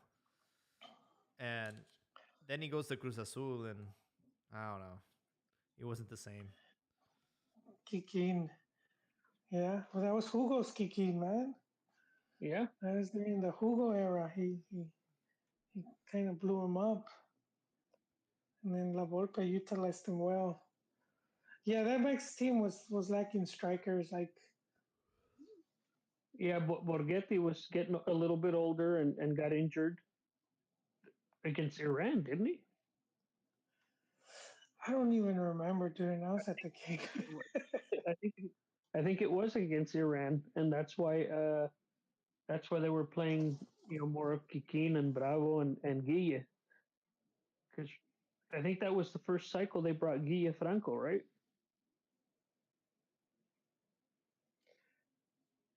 No, Gia wait. was. Oh yeah, He you're right. scored That in the was for '06 World 6. Cup. You're right. For 6, and Yeah, then and then Aguirre comes in 10. Yeah, yeah, you're right. Yep. so yeah, I think it was the Borghetti injury that yeah, because he came back against Argentina, and then he scored the own goal to tie Yeah. it for That's Man, right. Greek tragedy right there. Shit. yeah, but no, Mex. I think Mex had a good options with La Volpe and Scolari, but I sometimes sit there and I look at that Scolari run to take well, Portugal had a little more talent too. I think Then for me, like, Just a little. as far as what could have been, as coaches wise, I would have always liked to have seen, obviously, Biesla at Mexico Yeah. and was it Bianchi at Chivas? Yeah, Bianchi. But he just seems to just. I don't think he did well outside of Vélez and Boca Juniors. He just kind of then all of a sudden you just don't hear about him anymore. And then the second stint at Boca just didn't no right. nothing near the first. But Bielsa, who knows? Bielsa would have liked to have seen just to see if he could help scout some or create a scouting system that worked for Mex. As far as how far he would have taken Mexico, who knows? But it's just the whole finding those needles in a haystack. Well, I think there's two things that for me that Bielsa has. He could find players that get he gets them to overperform, Mm-hmm. and that's I think Mexico needs coaches like that. That's the one coach that was at River Plate. I'm hearing he returned, Muñeco Gallardo. He had all these players that were just phenomenal at River, and then they went to Europe and they didn't do much. That's a lot of times you have a coach and Wow. he could just get It's, he could just get the what's it's, up? it says Bianchi is the only coach to win 4 Copa Libertadores. Yeah, that was that was the inside joke in Argentina that he had God's number on speed dial. They would win a lot of games through penalty kicks, so he was like seemed to always be getting saved somehow.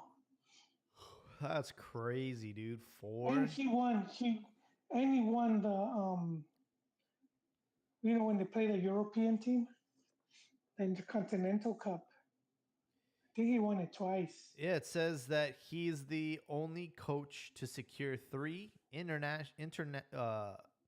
three. Oh, intercontinental cups. there you go. And the Toyota, whatever.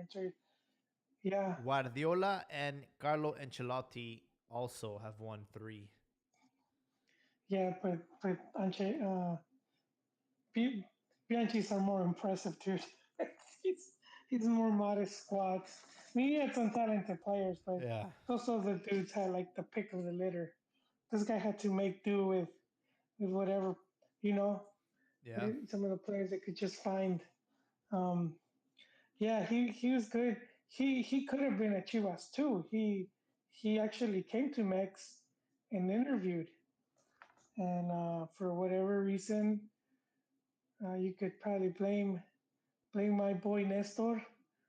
They got they they got his cousin hired. So I don't know what happened there. I don't Was know if it was was that wages. I don't know what happened. was that early 2000s? Yeah, when Vergara had just bought the club, and Okay. he says I'm bringing the best coach in the world, which arguably it was Bianchi.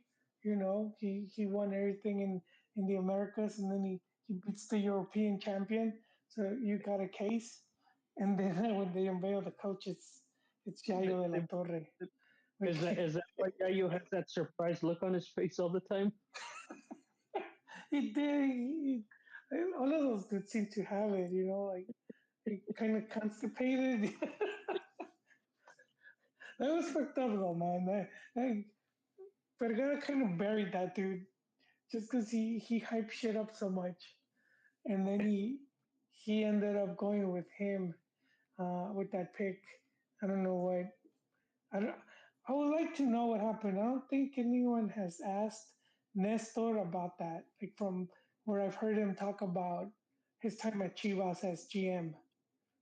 I got to assume that it had to have been a control thing, no? Yeah, and then a lot of these RGs they want to bring like a fucking 10-man crew.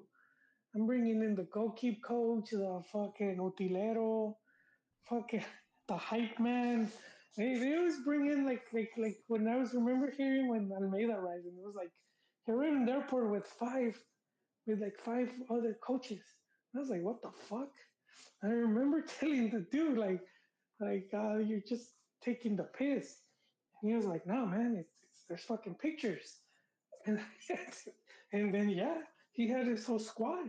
The massage guy, the goalkeeper, the fucking tarot reader. They I mean give them some credit because they'll hire their friends and their mates, I guess. So that's it's I would say it's A lot of what could have, should have been. Yeah.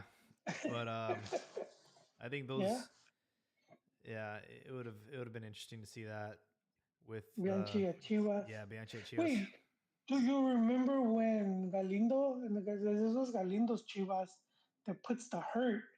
Was that Bianchi or was he?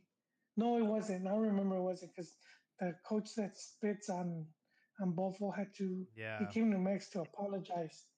Yeah, I remember now. I could have. I was like, was that him? I was like, nah. But that was a massive. You know, he made Boca into one of the best teams in Libertadores. So that would make that Chivas win even more spectacular because they hadn't been beat. They never. I don't think they had been beat like that in that time frame. That was like when Doomsday killed Superman. It was like you weren't expecting it. Someone just beat the shit out of him, and then this is Chivas just kicking the shit out of Boca, and everyone was like, "What the fuck is going on?" And it's just a bunch of beaters to top it off. Before they, because before they could say, "Oh no, well they have like two Chilean and a fucking Uruguayan national," no, this was straight up, you know, Morros Prietos from fucking the cantera. Those fucking well, the majority now, a good chunk of them. And then there was Bofo. I know Oh Bofo. yeah, I can't even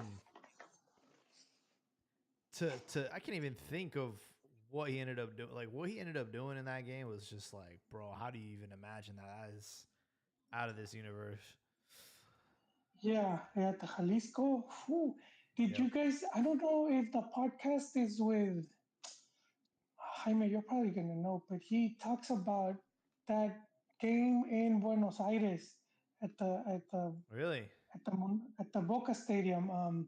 And he talks about how when they left the thing, how they were in the locker room and they barricaded themselves inside, and how Wow. fans had broken in and they were like trying to break into the What? like fans. Yeah, because I don't think they broke in so much. The security probably let them go in there. Yeah, and Yeah, they That was said they were barricading themselves and they just that's crazy. whatever. Yeah, I think that was yeah. in the Ramonito podcast. The who? Ramon Morales. Okay, yeah, yeah. So you guys are listening, you're Chiva fans. Go look for that Ramon Morales With podcast with Bofo, Bofo. and Okay. it's a very interesting. Just the Man. Libertadores alone, him talking about how Wow. yeah, it's a fucking. I didn't know that. I didn't know that fucking fans. But you do see it when the guy that goes down to spit on him or attack him. Mhm. You do see that the guards just kind of let him jump the fence. Yeah. They're probably neighbors. Like, oh fuck, it's fucking, if I don't let them, the whole gang's gonna be on my door. Just pretend you don't see. Shit, boys. Well, want to wrap up this episode early tonight. Want to give you guys your opportunity to have some closing thoughts. Like I mentioned earlier in the episode, we do have some midweek action starting tomorrow. So we're in for a doubleheader this weekend, which is good. I'll go first. No, I mean, at the end of the day, the Clásico,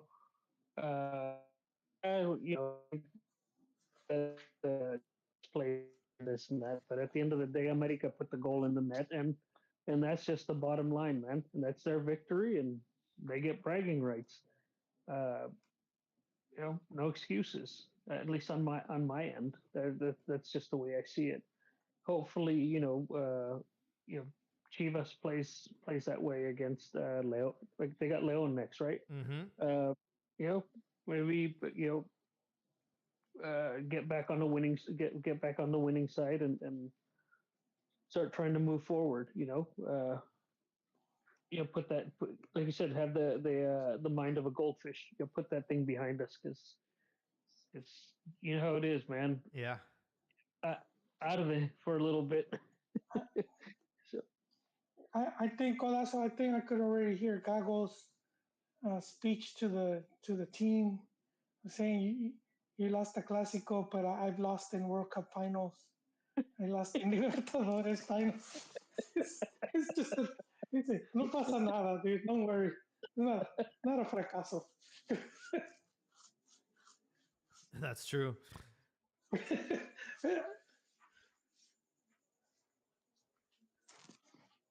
Rifado, you still on? You got any closing thoughts? Yeah, I do. Thanks for having me, everyone. I had some technical difficulties. I kept getting kicked out. I think I think it's because I was on the group chat and the open pod. I don't know. I got off the group chat and Hmm. stopped rolling me out. Anyways, I want my closing thoughts. I just want to do a quick rundown of some of the morros I missed earlier.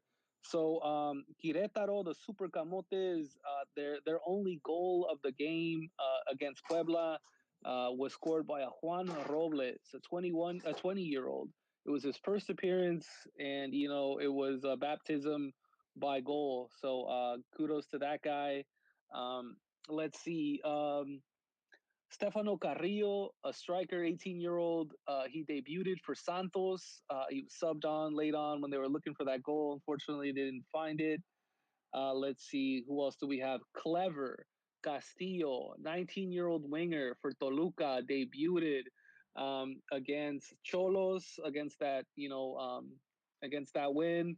And it was a great game by him. I'm looking forward to this guy. He's got a really interesting name and Clever with a K, which is really interesting. And then we had Artiaga with an assist for Toluca. He's a midfielder, 20 years old. I'm looking forward to seeing more from him. Of course, Marcelo Ruiz, 23-year-old midfielder, one goal, one assist. and just played some really beautiful football champagne against Cholos. Who else did I have? I had, I think that's it. That's all the guys I wanted to shout out. I already mentioned the two strikers that started for Cruz Azul, who's at number one. One of them was 18 years old, the other one 17 years old. So, I mean, like I said earlier, 32 kids, 32 under 23s played this weekend for Liga MX. So, Where did you say this clever kid plays? Clever plays for Toluca. Is he Mexican or what is? Yeah, Clever Castillo is Mexican, man. He's 19 years old Oh. and Well, he's a winger. there was a, I think he was Brazilian, Clever Boas. They played in the IMAX. I didn't see him. I only pay attention to Yeah, the Mexican nice guys, old. but This is old I remember guys. Clever. You remember Clever? But Was it Clever, Necaxa? so Clever was with a B. This is with a V. Clever Wait, with the Castillo. K though. With the K, the spelling? KLE. It's KLEVER. Clever. Oh, they named him after. They could have named him after him and then just like didn't bother to look up the spelling. Jair, there was the Jair Chiva player, and he was also named after a Brazilian. He said it himself from was it the 70 World Cup? Yeah. Yeah, yeah. So Jair Garcia. So and there's one last kid I wanted to shout out. Oh, I'm sorry. Go ahead. Oh, just really quick because we're talking about this, but and we all know that like in maybe 10 years, when some kid there's gonna be some Guignacs, Guignac Perez or whatever, playing for Necaxa or For whatever reals. team. We need to study the Jaden phenomenon. Well, how the fuck all these kids ended up being called Jaden? Jaden and Brian. Brian is one of the Kevin, man. Like, there's all these Kevins nowadays too in Mexico. It's fucking crazy. But there's a 20-year-old for Atlas who scored, right? He scored for Atlas and it was a Fulgencio assist, right? Victor Ruiz. So I mentioned him earlier. He's 20 years old. He's a midfielder. He's 6'3". Fucking crazy. Shit. Wow. Yeah, dude. So I'm like, I like highlighted this guy, but I don't know. I forgot to mention he's 6'3". But Where does he play? Midfielder for Atlas. Oh shit! Yeah, you don't really have that imposing midfielders. We don't. I don't think I no, the last one that I remember that height. He was at Tecos. Fuck, I can't remember his name. Lillingston? He was no, Livingston was the striker. Yeah, English name. No, this guy, dude, I can't. It's Victor Rios. Tecos. I'm sorry, I said Ruiz. It's Rios. Oh, my bad. Yeah. This guy, he never really played much. He never really did, but you don't really see that midfielders that tall. Nah, man. Maybe in Sweden. Yeah, I do think he'll get seen. He's definitely gonna get seen just on that alone. For reals, I think so too. But he scored. He's only got one goal this season, no assists. Raimundo Fulgencio in 7 games, 1 goal, 2 assists. Kid's heating up. He's 24 years old though. But I like the guy. I've always liked the guy. Anyways, those are my closing thoughts. Thanks for having me, guys. Yeah, cheers. Thank you for coming through, man. Joel, you got any closing thoughts? I had it and then I forgot it, dude. I had a monologue and then it disappeared, dude. Gone with the wind. Gone with the wind. No closing thoughts, sadly, for me. For sure. Kind of going through memory lane when they mentioned Kleber. I remember Kleber was played for America, Tigres, Veracruz, Santos. He was all over the place. Shit. And I remember another Brazilian played for Atlas, Robert de Pino. Yes. He was good, dude. Scored 33 goals and 44 appearances for Atlas in 1 year. So yeah, he was a great player, great signing. I love seeing Brazilian players in Liga MX. You know, I think Yeah, welcome you don't see addition. that many though. You don't see that You many don't really anymore, but you used to. no. When this their league plays, it pays well. So Hmm. um, for them to leave, it's like, and Yeah. I guess it's kind of the it's kind of that whole argument. If only they get paid less, they could go abroad. But because yeah, I'm pretty sure it's cheaper for Liga MX to go to Ecuador and Paraguay and then get the Brazilian. Because that used to be, especially going back to like the '70 World Cup, Hmm. Brazil winning and all that. There was all this like hype around Brazilians. So yeah, there was like it was like a big deal, if you brought in a Brazilian to your squad. Mm, That kind of had some of that swag rub off. And like, hey, look, we you know, got a Brazilian star here. for sure. Well, it's going to be a busy weekend for me, but I am so glad to be back. And we'll see how it goes for the double jornada for Chivas. They play Leon on Wednesday, and then they play Cruz Azul on Saturday. Hopefully, they'll win one. And then they have Rayados. So it's not going to be an easy schedule for Chivas at all. And, I think they got to shake this loss and just keep going forward. I'll look forward to it. But thank you all for joining us tonight on Twitter Spaces and on YouTube. Bomba Man, thanks for your funny comments. And we'll catch you guys in the next one. Have a great night.